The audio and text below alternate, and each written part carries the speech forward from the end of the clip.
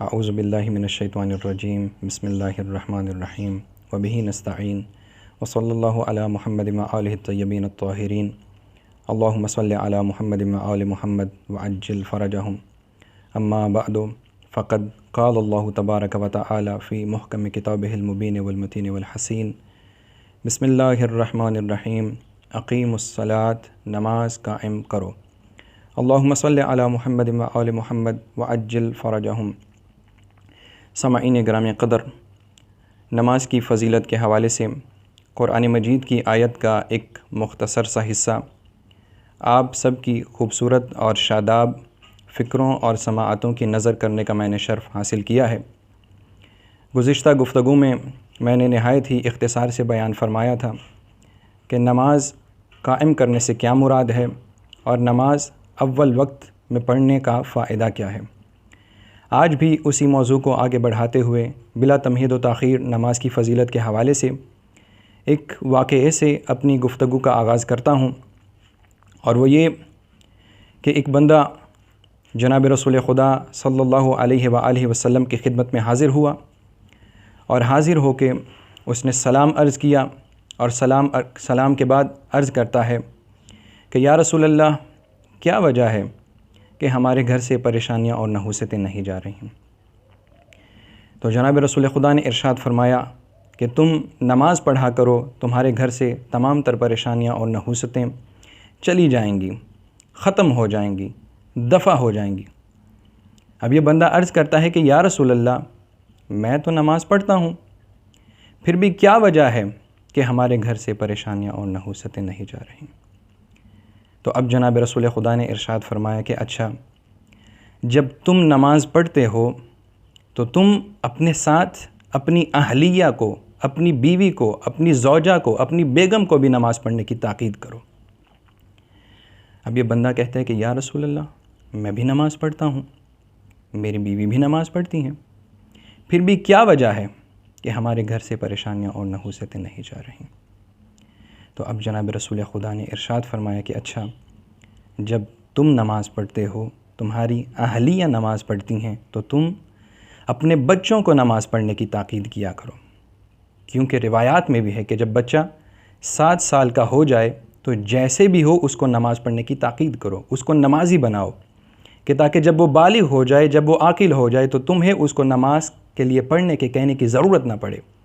وہ خود ہی نماز کا عادی ہو چکا ہو۔ لہٰذا جناب رسول خدا نے فرمایا کہ جب تم نماز پڑھتے ہو، تمہاری اہلیہ نماز پڑھتی ہیں، تو تم اپنے بچوں کو نماز پڑھنے کی تاکید کیا کرو۔ اب یہ بندہ عرض کرتا ہے کہ یا رسول اللہ، میں بھی نماز پڑھتا ہوں، میری بیوی بھی نماز پڑھتی ہیں، میرے بچے بھی نماز پڑھتے ہیں،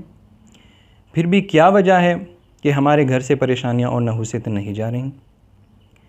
اب جب اس بندے نے عرض کیا کہ یا رسول اللہ، ہم سب گھر کے افراد نماز پڑھتے ہیں، پھر بھی کیا وجہ ہے کہ پریشانیاں اور نحوستیں نہیں جا رہی؟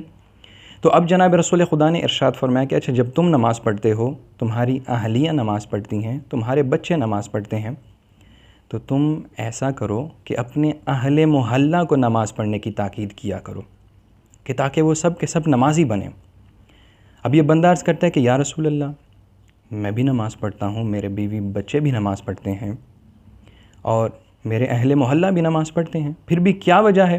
کہ ہمارے گھر سے پریشانیاں اور نحوستیں نہیں جا رہی؟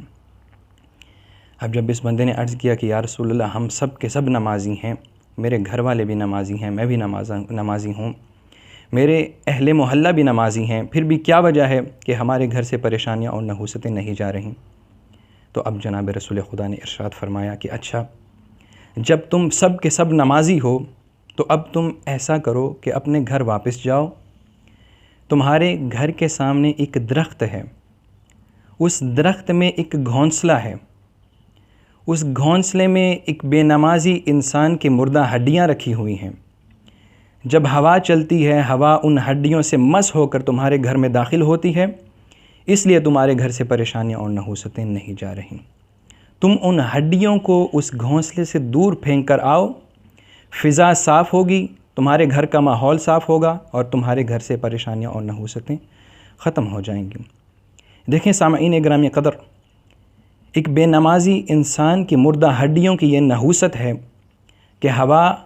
ان سے مس ہو کر گھر میں داخل ہوتی ہے اور گھر سے پریشانیاں اور نحوستیں نہیں جاتی۔ اب آپ اندازہ لگائیں کہ اس گھر کا ماحول کیا ہوگا، اس گھر میں پریشانیوں کے کس قدر انبار ہوں گے کہ جس گھر میں ایک زندہ روح، ایک زندہ انسان چل پھر رہا ہو، سانس لے رہا ہو اور وہ بے نمازی ہو۔ لہٰذا تاجدار ولایت و امامت کے چھٹے تاجدار امام جعفر صادق علیہ السلام فرماتے ہیں کہ نماز کو حقیر مت جانو، نماز کو حقیر مت جانو، یعنی نماز پر کسی دوسرے کام کو فوقیت نہ دو، یعنی نماز کو کسی دوسرے کام کے لیے انتظار مت کراؤ، یعنی نماز کو یہ مت کہو کہ پہلے فلاں کام کر لوں پھر تمہیں ادا کروں گا، پہلے فلاں کام انجام دے لوں پھر تمہیں ادا کروں گا۔ نماز کو حقیر مت جانو مولا فرماتے ہیں، مگر اس کے باوجود دیکھ لیں کہ نماز فجر کا وقت ہوتا ہے، اذان ہو رہی ہوتی ہے اور ہم سو رہے ہوتے ہیں، نماز کا وقت گزر جاتا ہے، اس کے بعد ہماری آنکھ کھلتی ہے، ہم سے نماز قضا ہو جاتی ہے۔ اب دیکھیں، نماز واجب ہے، نماز کا وقت تھا، ہم سوئے رہے، ہم سے نماز قضا ہو گئی تو ہم خدا کے گناہگار ہوئے نا۔ مگر اب اس پہ خدا کی رحمت دیکھیں کہ وہ کس قدر غفور الرحیم ہے پروردگار، کہ وہ ہمیں اپنا گناہگار ہونے کے باوجود دوبارہ زندگی عطا فرما دیتا ہے کہ تمہیں دوبارہ زندگی دے رہا ہوں تاکہ تم توبہ کر لو۔ اب جب تمہیں خدا دوبارہ زندگی عطا کر دے اور تم جاگ جاؤ، تمہاری آنکھ کھل جائے، تم اٹھ جاؤ، تو اٹھنے کے بعد اس سے پہلے کہ تم اپنے کاروبار کے بارے میں سوچو، مال و زر کے بارے میں سوچو، سب سے پہلے پروردگار سے توبہ کرو، استغفار کرو اور خدا کا شکر ادا کرو کہ یا اللہ، نماز فجر کا وقت تھا، مجھ سے نماز قضا ہو گئی، میں سویا رہا، میں تیرا گناہگار ہوا، تیرا شکر گزار ہوں کہ تو نے مجھے اپنا گناہگار ہونے کے باوجود دوبارہ زندگی عطا فرمائی۔ اگر مر جاتا تو گناہگار مرتا، اگر مر جاتا تو گناہگار مرتا۔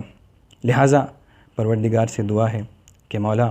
ہم سب کو نماز پنجگانہ بر وقت ادا کرنے کی اور نماز قائم کرنے کی توفیق عطا فرمائے، اور امام زمانہ علیہ السلام کو ہم سے راضی و خوشنود فرمائے۔ وصلی اللہ علی محمد و آلہ الطیبین الطاہرین، اللہم صلی علی محمد و آل محمد وعجل فرج۔